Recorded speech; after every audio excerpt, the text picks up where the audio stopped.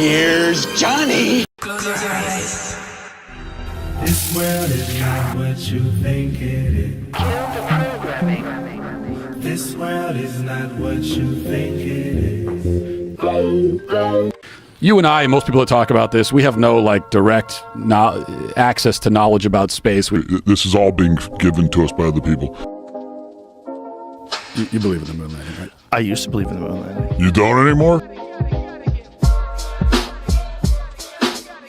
It's one of our greatest achievements as Americans. Sure. Like, you gotta pry that from my cold dead hands to make me willing to give that up. I would tell you that one of our greatest achievements is faking the moon landing. I could be. I think it's an amazing achievement. This was a time of deep deception in the American world. This is a time after Operation Northwoods. This is a time after the Kennedy assassination. This is a time, I mean, this is a weird fucking shaky time in terms of propaganda. This is after Eisenhower warned about the military-industrial complex. This is like, there was a lot of deception. Gulf of Tonkin incident. There's a lot of open deception that the American people were being subject to. And then there's this Cold War between us and Russia, this space war for superiority. There was, we wanted it so bad we brought in Nazis. There's a binary code, but that's missing. That stuff's missing. All the tracking data's, they can't find it. All the original footage is missing. The last time they did it was 1972. You don't think that's a little weird? Not really. No. Listen. I don't think even if weird. they did go to the moon, let's say I'll say they went to the moon. It's fucking weird. Everything from 1969 is easier, cheaper, and faster to reproduce today, except the moon landing, except space travel. Everything else, phones are in your fucking pocket now, and they have more computing power than the entire cluster that they used to launch the Apollo program. The Apollo program was a fucking giant room full of computers. Your phone is significantly more powerful than that. Yeah. Everything else got better, except that. We thought that people were going to be going to space all the time. Boy, by 1999, we'll be flying around spaceships and people will be living on the moon. Every time they've done, like in the past, like after the moon landings, every time they did any sort of like science fiction movie, it always involved like colonies already established on the moon and on Mars and people traveling, because we thought that was going to happen. So everything progresses technologically, except... Well, but here's what I would say to that. Except traveling to other planets. So here's the question. Could they compartmentalize things?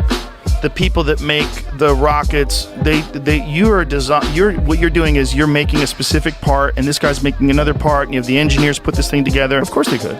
Yeah, that's possible.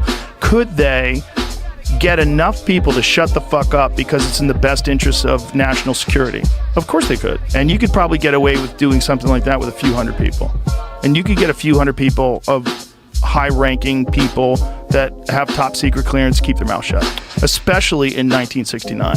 First of all, if they killed the president, wow. And it seems like they kind of did that. So if they did this too, like what else did they do? Like what other hoaxes were played on the American people? Well, I will say, I don't even, the moon landing hoax idea it's barely even a kook take anymore. You're probably in the majority with your take on it. And the last time I talked about this publicly, I got absolutely ripped to shreds. I mean, it felt like 99% against. And it's going to happen again in response to this conversation. 99% against you? Yeah. Against your take. So most people think that we didn't go to the moon. Seems like it's shifting drastically. Once you see that this is a lie, this is a lie, this is a lie. Yeah. Exactly. So that is happening. And I'm totally sympathetic to that part of it. What gets me is, well, you get the people that say, yeah, I think the Earth's flat. And you're just really stupid.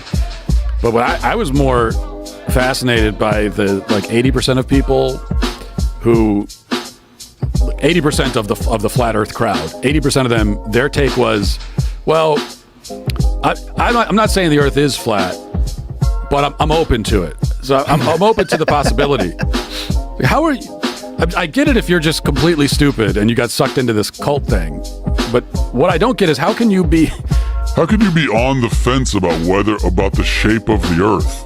Not everybody can be a robot polisher. We're in the weirdest time where people are willing to believe bullshit. It's not as simple as being able to recognize bullshit. They recognize it, they have it right in front of them, and they're willing to believe it because it's more convenient to believe it. They can say something and it can be not true, but yet enough people repeat it and then it just becomes a narrative. That's how dumb people are. You can have a fake thing and say it enough times and enough people will jump in and be on board with it, and then it becomes a real thing. And then you don't even have to use propaganda anymore. These morons are doing it for you. People are so stupid, feeble, weak, terrified men. All right, my newest episode on the Joe Rogan Experience dropped yesterday, and I had a great time on the show. Second time doing the show, and then the conversation verged into the moon landing conspiracy, which has very little to do with the movie. In fact, probably nothing at all. And that's okay, actually, because I thought it was a fascinating conversation. I enjoyed it, and I have to tell you, I've been listening to the Joe Rogan's podcast for 10 years. And this has been one of my professional ambitions now for probably a decade, is to go on Joe Rogan's show and talk about something like that. Talk about aliens, talk about moon landing, something in that vein. The first time I did the show, we didn't get into any of that kind of stuff. And so I was actually happy. I'm like, yes, this is my great ambition, is to talk about this kind of thing on this show. So it was great.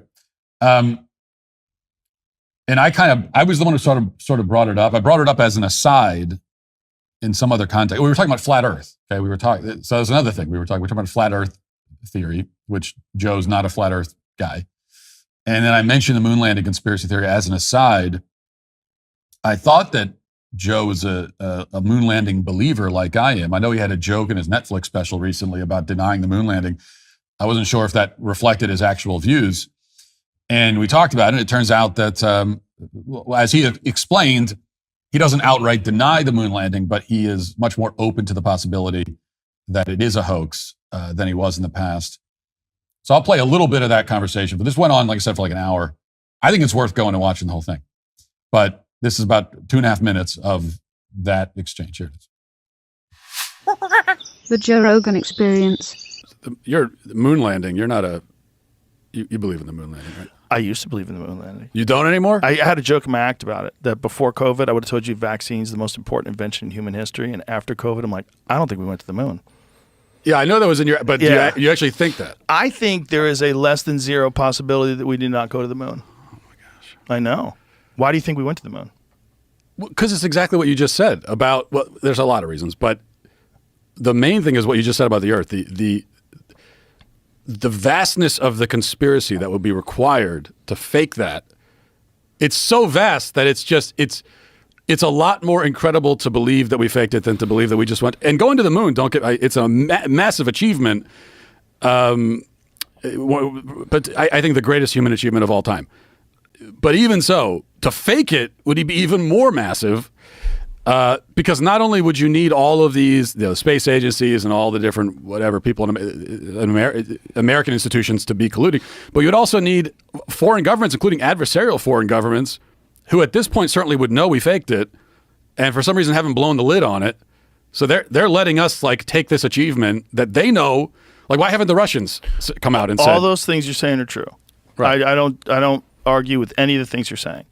But one of the things that I think you have to consider was, if it's not possible for human beings to safely go through the Van Allen radiation belts and out into deep space without much protection and face the temperatures that are on the surface of the moon, which get up to 250 degrees and 250 degrees below zero in the shadows.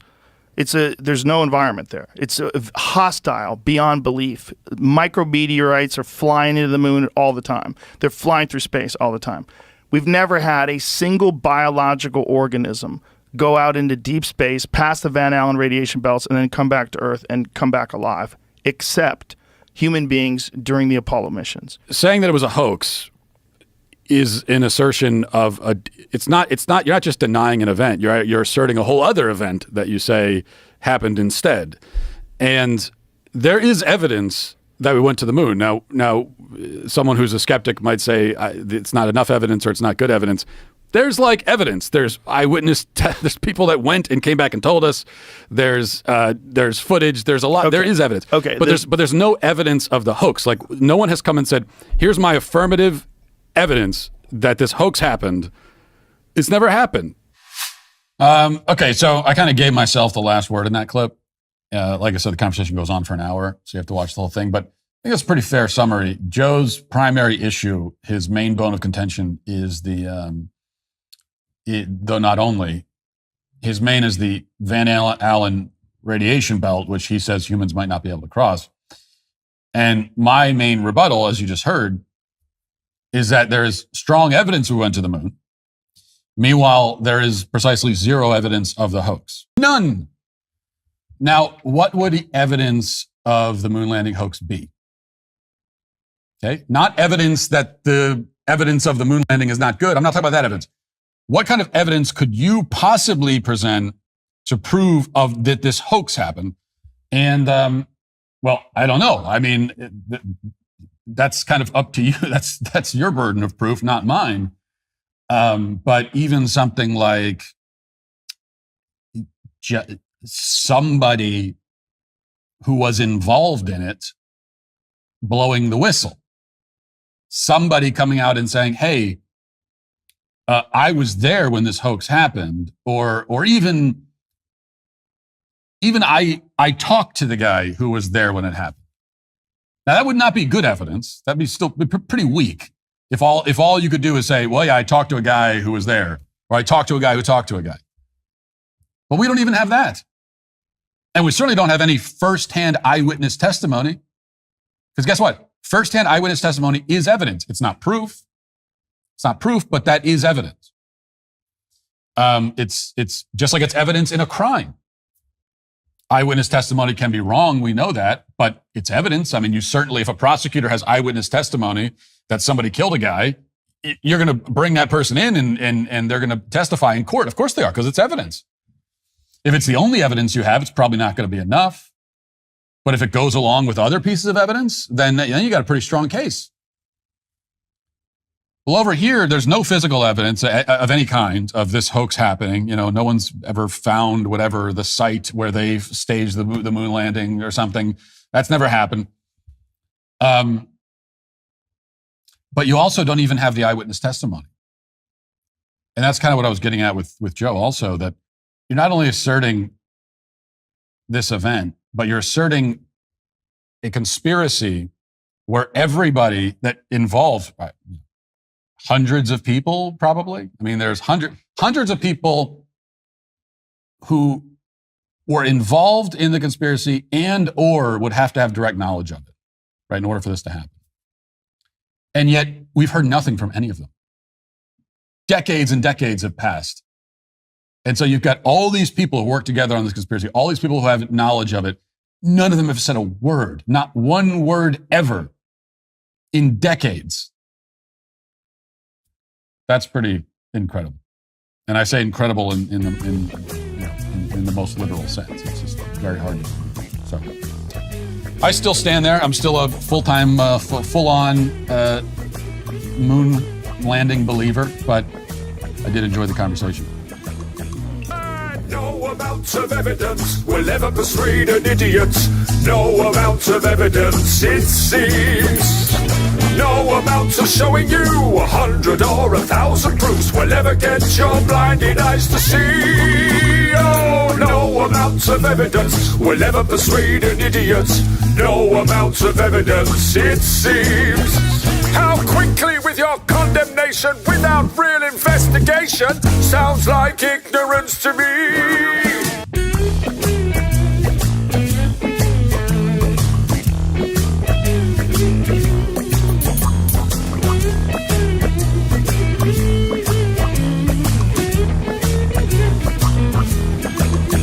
No amount of evidence will ever persuade an idiot. No amount of evidence, it seems.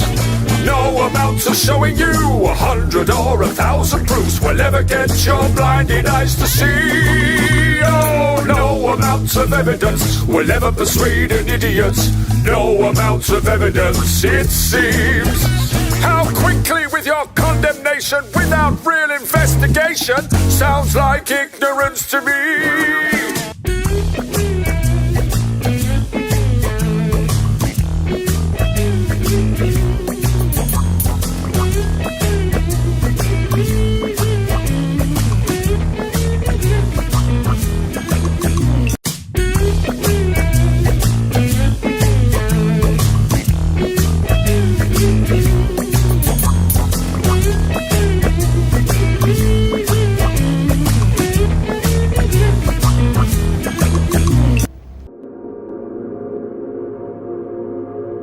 if the sky was a vacuum, that would be an availability of volume for the gas we breathe to fill.